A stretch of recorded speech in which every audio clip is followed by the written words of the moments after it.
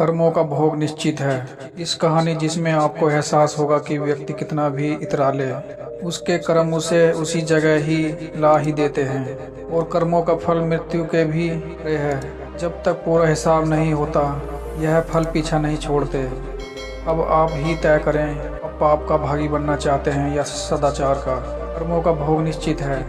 दोस्तों, अगर कहानी आपको अच्छी लगे तो प्लीज़ वीडियो को लाइक, शेयर और चैनल को सब्सक्राइब भी जरूर कर लें। सिद्धार्थ आचार्य अपने शिष्यों के साथ तीर्थ यात्रा पर निकले। देर चलने के बाद वे थकान चलने बीच में घने जंगल में ही रुक गए। इतने में आचार्य को कुछ आवाजें सुनाई दी। ध्यान से सुनने पर आचार्य को समझ आया कि यह कुछ लोगों के रोने की आवाज़ है। उन्होंने शिष्यों को बोला, बालकों सुनो, ये आवाज़ें कहाँ से आ रही हैं। शिष्य एक दूसरे का मुंह देखने लगे क्योंकि उन्हें कोई आवाज़ नहीं सुनाई दे रही थी। भी गुरु के आदेश अनुसार उन्होंने थोड़ी दूर पर आकर देखा। केवल आचार्य को एक अंधेरे कुएं में कुछ लोगों के रोने की आवाज़ें सुनाई दे रही थी। आचार्य ने कुएं में झांक कर देखा तो 5 लोग बहुत ही बुरी दशा में रोते हुए दिखाई दिए, लेकिन शिष्यों को कोई आवाज़ नहीं सुनाई दी और न ही कुछ दिखाई दिया। आचार्य ने उन 5 लोगों को मुस्कुराते हुए देखा और पूछा, भाई तुम किन कर्मों का भोग हो? वे 5 और जोर जोर से रुदन करने लगे।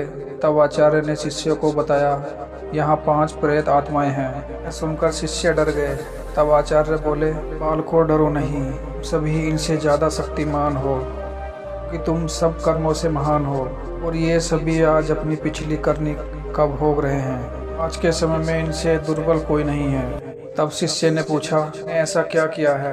पहली आत्मा ने उत्तर दिया, मैं पिछले जन्म में एक ब्राह्मण था, भिक्षा मांगता था, लेकिन उस भिक्षा को भोग विलास में खर्च करता था।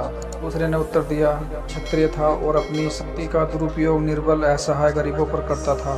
तीसरे ने उत्तर दिया कि वो बनिया था, खुद के फायदे के लिए सोचता था और हमेशा मिलावट करके सामान बेचता था। इस कारण कई लोग मारे गए।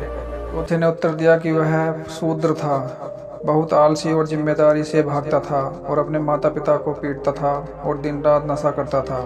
5वें ने उत्तर दिया कि वह एक लेखक था, अश्लील कथाएं लिखता था, उसने समाज को वासना का पाठ सिखाया था। इस तरह वे सभी पापी अपने पापों को भोग रहे हैं। उन्हें आचार्य से निवेदन किया, आप गुरु हैं, दुनिया वालों को समझाइए कि बुराई का रास्ता नहीं खुशी देता है, लेकिन इसका दंड कई जन्मों तक अंधकार में भोगना पड़ता है।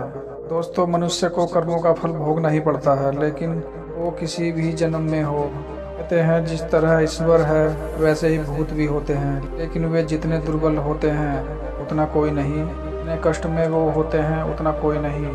वे अपनी करनी का फल भोग रहे हैं कि विलासिता कई जन्मों का डर बन जाती है। कितना भी इतरा जाए, नियति उसके कर्मों का हिसाब रखती है। इसलिए सदैव स्वयं मार्ग पर चलें। अगर गलती हुई भी हो तो उसे सुधारें। तो अगर आपको हमारी कहानी अच्छी लगी तो प्लीज़ वीडियो को लाइक, शेयर और चैनल को सब्सक्राइब करके बेल आइकन भी दबा दीजिए। मिलते हैं आपको ऐसी ही नई कहानी लेके अगली वीडियो में। धन्यवाद।